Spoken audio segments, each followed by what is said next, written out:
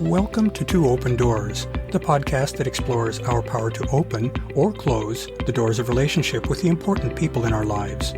We hope you'll learn from and share your wisdom with our community. Thanks for joining us.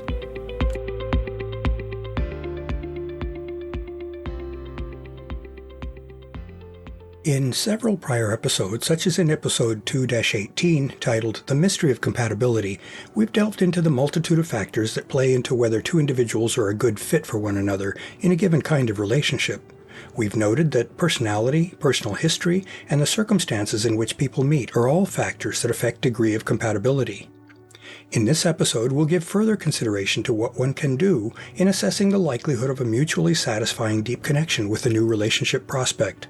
Obviously, that sort of assessment is at least as much art as science, but there are some things that we can do to increase our chances of success in creating a fulfilling new connection. We can frame our exploration by noting that when we first encounter a new person, we have little to go on in forming a first judgment of their compatibility with us. We get to know a person in two phases. First, there is an initial phase of attraction, or lack thereof, during which we may observe a person and their interactions with others, but during which we haven't yet had a chance to interact with that person. We're all familiar with the flash of interest and attraction that we may feel for someone across a room, and who we hadn't previously encountered. Such occurrences are more than a little mysterious, since they involve numerous elusive factors that include appearance, demeanor, or how one holds oneself, signs of openness and receptiveness, how a person treats others, etc. Elusive though these factors are, they can be sufficient to spark our curiosity and interest. Second, if we find someone attractive, we may muster the determination and the courage to approach them and initiate communication. If the person is receptive to our approach, or if they approach us, what follows is a period of interaction, perhaps involving conversation, sharing fun or otherwise interesting events, shared meals, etc. It's through those interactions that we start to get some real information about what our partner is like. We may learn about their beliefs, attitudes, preferences, personal history, and many other things. Simultaneously, we share information about ourselves, which also gives us opportunities to see how our partner reacts to what we share. During this phase, we can also observe our partner's interactions with others, which tells us much about our partner's beliefs and behavior. As is inscribed on the Temple of Apollo in Delphi and was counseled by Socrates, it's important to know thyself. Assessing compatibility with a partner is a process of gauging our fit with that person in different areas. We can't assess fit without knowing what we're trying to fit to, that is, ourselves. In particular, we need to know what's important to us and what we value. We also need to be clear about something that is often overlooked or underemphasized in assessing a relationship, what our goals are for that relationship. We may be quite compatible with a partner in a relationship that's focused on sharing a love of music in jam sessions. At the same time, that partner may lack what it takes to satisfy us in sharing the joys and burdens of a life partnership. Knowing what we want in various aspects of our life enables us to discern when we encounter someone who can share the specific aspects with us. There's some debate in public circles about whether likes attract or differences attract in relationships. In general, studies such as those that propose the similarity attraction hypothesis tend to conclude that couples who are well aligned on the things that they really care about, such as life goals, tend to be more compatible and stable in their ongoing intimate relationships over time. That is, for long-term deep connections, likes attract. In contrast, for short-term or less committed relationships, relatively superficial differences can provide spice in the relationship. For such non-central relationships, it's possible that differences attract. In addition, for core relationships, complementarity between partners in areas such as dominance-submission and interpersonal relating style and goals can contribute to mutually satisfying interactions. In such cases, differences attract.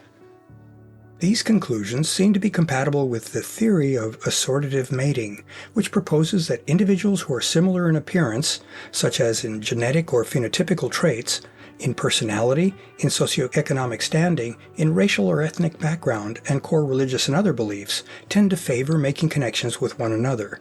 That is, combinations between similar people occur in more than statistically average numbers. Once we start to interact with a new partner, what are the things that are likely to tell us the most about whether we're compatible? Here are a few suggestions. First, how do they treat us?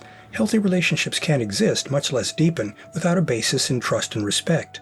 That means that we should be very attuned to how our partner treats us. Are they willingly, not grudgingly, respectful of our stated boundaries and preferences?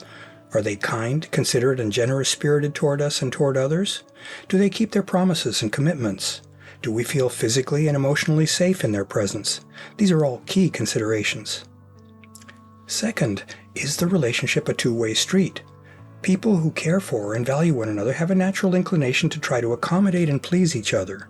Being generous and considerate toward one another helps ensure that the energy of the relationship flows in both directions, rather than unidirectionally from a giver to a taker. Both partners can then feel appreciated, which encourages both partners to invest in their relationship.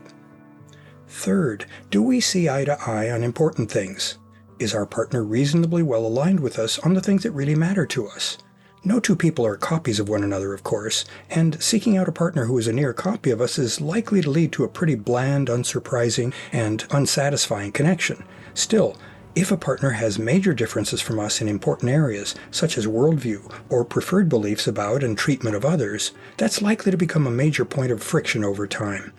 It's important to not sweat the small stuff, which could also prove annoying and discounting to one's partner. But it's even more important to be clear and insistent about honoring the things that are important to us. Fourth, do we enjoy being with each other? Do we have fun when we're with our partner, and are we at ease with them, and vice versa? Different people find fun in different things, so again, this comes down to a matter of alignment and a willingness to experiment and explore. Life certainly can be a serious matter at times, but it's good to embrace the opportunities that it offers for enjoyment. Sharing enjoyable experiences with a partner can make those experiences extra sweet. Fifth, are we a priority for our partner? Developing a relationship takes time and focus.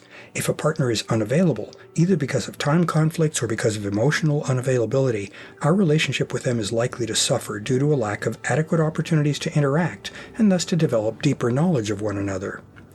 A partner's willingness to invest in a relationship in terms of time or other shows of interest is a good bellwether for a promising relationship.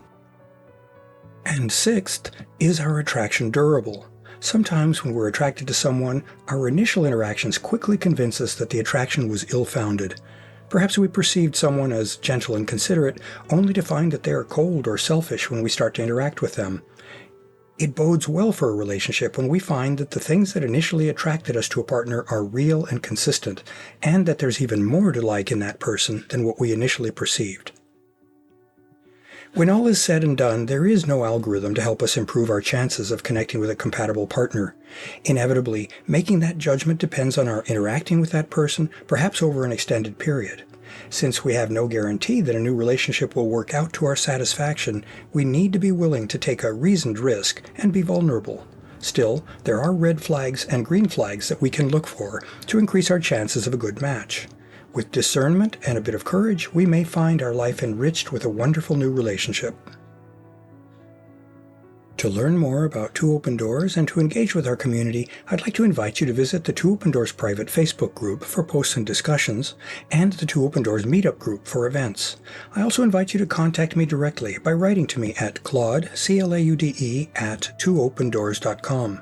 I'd love to hear from you, and I'll use your inputs to guide my work on future blog posts and podcast episodes. Thanks for visiting Two Open Doors.